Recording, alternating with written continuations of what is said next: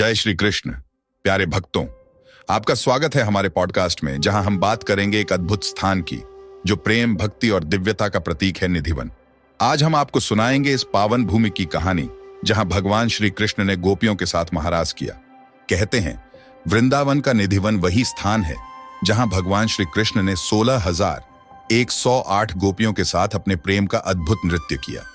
यह स्थान केवल एक भौतिक स्थल नहीं, बल्कि भक्ति और प्रेम का एक अद्वितीय अनुभव है।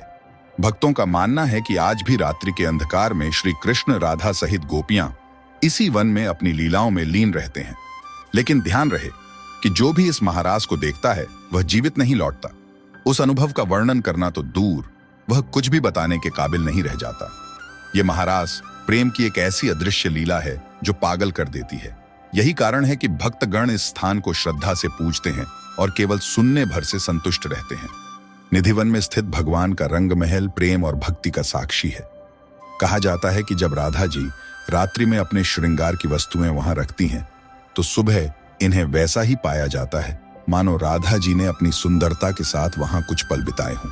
शयन शैया की चादरें ऐसे लगती हैं जैसे कोई प्रेमी जोड़ा यहां आकर विश्राम कर चुका हो, और लौटे में रखा पानी अक्सर कम या बिल्कुल नहीं मिलता, जैसे राधा कृष्ण की प्रेम भरी बातें अदृश्य में ही चलती रहती हों।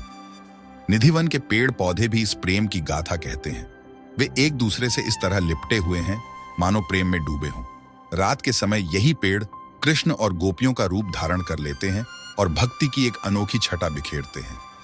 यहाँ हर कदम पर, हर कोने में भगवान के चरण चिन्ह दिखाई देते हैं, जो इस स्थल की दिव्यता को और बढ़ाते हैं। निधिवन की हर लहर, हर पेड़, हर फूल में राधा कृष्ण का प्रेम छिपा है। यहां आकर भक्तगण एक अद्भुत शांति और प्रेम का अनुभव करते हैं। यही प्रेम हमें सिखाता है कि भक्ति में एक अनमोल शक्ति है जो हर आत्मा को जोड़ती है। निधिवन एक ऐसा अद्भुत स्थल है जो केवल भारत में ही नहीं, बल्कि पूरे विश्व में अपनी अनोखी विशेषताओं के लिए प्रसिद्ध है। यहाँ का एक अनूठा मंदिर है जहां राधा जी को बांसुरी बजाते हुए दर्शाया गया है। इस विशेष चित्रण के पीछे एक प्रेम भरी कथा है जो भक्तों के दिलों को छू लेती है। कथा है कि एक दिन राधा जी को भगवान श्री कृष्ण की बांसुरी से जलन होने लगी। जब भगवान बांसुरी बजाते थे तो सभी गोपियां और गायें उस स्थान पर आ जाती थीं, जिससे राधा जी की कामना थी कि वे भगवान के साथ अकेले कुछ क्षण बिता सकें।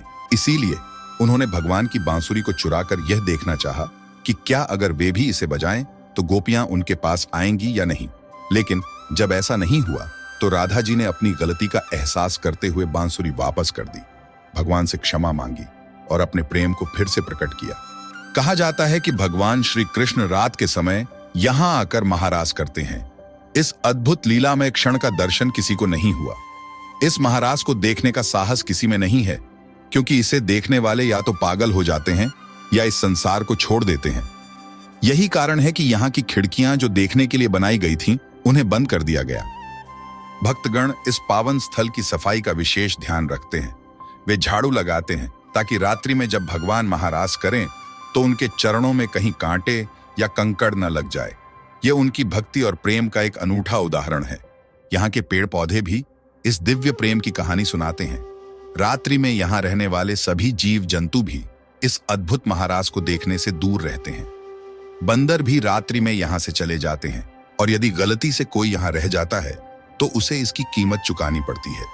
भले ही भगवान श्री कृष्ण ने द्वापर में यहाँ महारास किया हो, लेकिन भक्तों का विश्वास है कि आज भी वे यहाँ आते हैं।